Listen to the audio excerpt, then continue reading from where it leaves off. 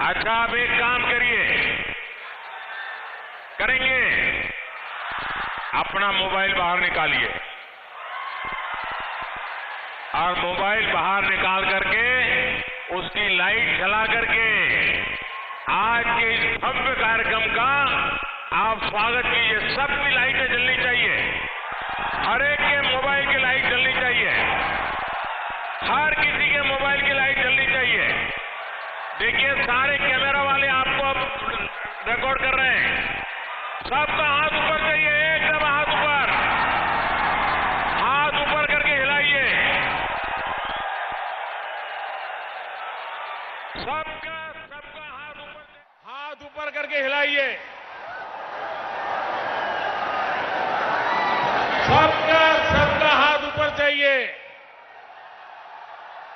सब mobile phone अपना हिलाइए बराबर। देखिए, जगमगते तारे नजर आ रहे हैं सब दूर। देखिए, दादरा नगर हवेली की ताकत देखिए। जोर से बोलिए, भारत माता की, भारत माता की, भारत माता की।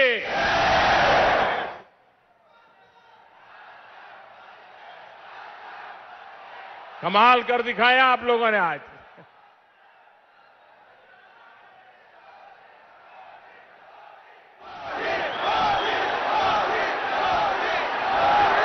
देश के और भूभाग के लोग अगर ये कार्यक्रम देखते होंगे तो उनको बड़ा आश्चर्य होता होगा। छोटा सा सेलवासा,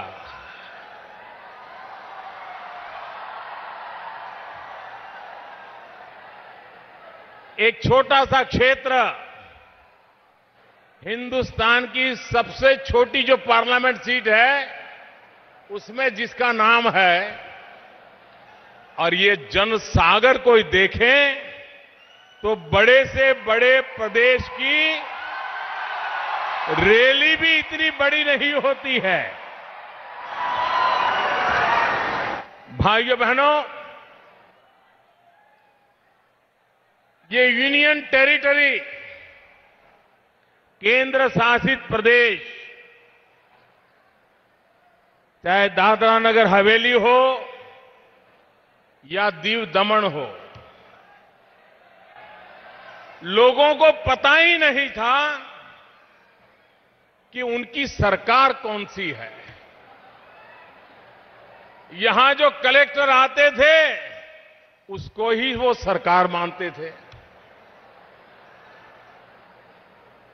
पहली बार प्रफुल्ल भाई को प्रशासक रखने के बाद दादरा नगर हवेली का हर नागरिक को लगने लगा है कि अब दिल्ली में हमारा कोई रखवाला बैठा है। हमारे सुख दुख की चिंता अब दिल्ली से हो रही है। ये पहली बार दादरा नगर हवेली और दीव दमन के लोगों को लगने लगा है। वरना उन्होंने मान लिया था कि भाई क्या करे, यहां तो कोई सरकार तो है नहीं, दिल्ली बहुत दूर है, चलो जैसा है वैसा गुजारा कर लेंगे। लेकिन हमने दिखा दिया कि हिंदुस्तान का छोटा सा छोटा इलाका भी, गरीब से गरीब नागरिक भी,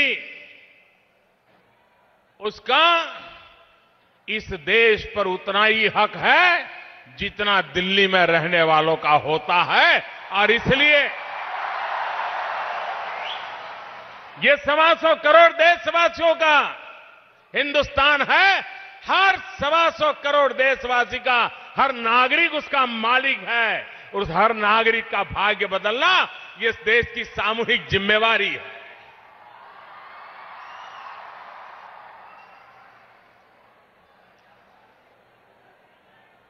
मुझे बताया गया कि यहां पर 1980 के पहले यानी करीब करीब 35-40 साल पहले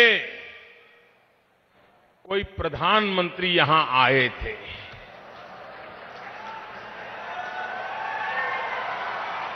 जो आज 35 साल के हो गए, उनको तो पता भी नहीं होगा कि क्या प्रधानमंत्री की सूची में ये छोटी सी जगह भी होती है कि नहीं होती। आखिरी बार करीब 35-40 साल पहले भारत के भूतपूर्व प्रधानमंत्री श्रीमान मोरारजी भाई देसाई यहां आए थे। उसके बाद प्रधानमंत्री के रूप में मुझे आज आपके बीच आने का सौभाग्य मिला है। लेकिन मैं पहली बार नहीं आया हूं। शायद ही यहां कोई पंचायत होगी कि जहां मैं गया नहीं हूं। स्कूटर पर दौरा करता था, यहां सैकड़ों परिवार मिल जाएंगे आपको जो बताएंगे कि मोदी जी पहले हमारे यहां आते थे, खाना खाते थे, कभी हमारे यहां चाय पीते थे। कई लोग यहां बैठे होंगे। इस पूरे क्षेत्र में मुझे भ्रमण करने का सौभाग्य मिलता था और इसके कारण मैं आपके सुख दुख से परिचित हूं। यहां पर विकास की संभावनाओं से परिचित हूं और एक प्रकार से अब सिलवासा, दमन ये लघु भारत बन गए हैं, मिनी इंडिया बन गए हैं। हिंदुस्तान का कोई कोना ऐसा नहीं होगा जिसके लोग इस इलाके में रहते नहीं होंगे। हिंदुस्तान के हर कोने के नागरिक हमारे इस भूभाग में रहते हैं। मैंने भारत सरकार के अधिकारियों से पूछा एक बार, हमने कहा कि केंद्र सरकार, अब मुझे याद है जब आदिवासियों को जमीन के पट्टे देने का काम चल रहा था तो पूरे देश में सबसे अच्छा काम जो हुआ वो गुजरात और मध्य प्रदेश में आदिवासियों में हुआ। उसके बावजूद भी तब मैं यहां मुख्यमंत्री था गुजरात में, भारत सरकार और कांग्रेस के नेता आए दिन आदिवासियों को भड़काते थे, झूठ फैलाते थे और उनको समझाते थे कि ये मोदी सरकार है, गुजरात सरकार है, वो आदिवासियों को जमीन के पट्टे नहीं दे रही है। जब मैं भारत सरकार में बैठा तो मैं हैरान हो गया। जहां कोई बीच में राज्य सरकार नहीं है, जिसमें सीधी सीधी जिम्मेवारी केंद्र सरकार के अधिकारियों की है, सारे हिंदुस्तान में आदिवासियों को जमीन के हक के पट्टे दिए जाते थे। लेकिन इतने साल तक जिन्होंने दिल्ली में शासन किया और राज्यों को जो कटघरे में खड़ा कर देते थे, झूठे आरोप लगाते थे, मुझे दुख के साथ कहना पड़ रहा है कि दादरा नगर हवेली में जहां मेरे आदिवासी भाइयों की जनसंख्या है, उनको एक जमीन का पट्टा नहीं दिया गया था।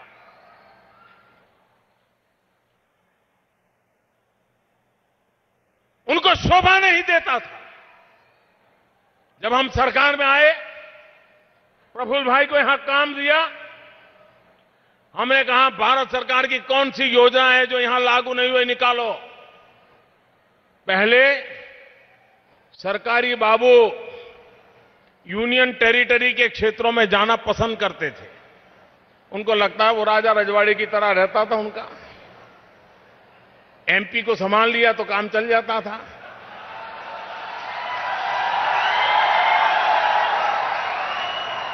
ये सच्चाई है ना? सच्चाई है ना? लेकिन अब ये कांग्रेस की सरकार नहीं है, मोदी की सरकार है। यहां जनता के लिए काम करना पड़ेगा, जनता के लिए दौड़ना पड़ेगा, जनता के सुख के लिए अपनी जान खपानी पड़ेगी। इस मकसद से मैं काम कर रहा हूं और उसी का नतीजा है कि आज यहां पर हजारों परिवार जिनको जमीन के पट्टे आज दिए जा रहे हैं, हजारों आदिवासी परिवार पहली बार अनेक पीढ़ियों से जिस जमीन को वो जोत रहे थे, लेकिन उनके पास एक कागज का टुकड़ा नहीं था कि उनका कोई हक बनता है। मैं आज दादरा नगर हवेली के प्रशासक जी को और उनकी पूरी टीम को हृदय से बधाई देता हूं कि मेरे प्यारे आदिवासी भाइयों बहनों को उनको हक दिलाने का इतना बड़ा काम किया और मेरे हाथों से ये हजारों परिवारों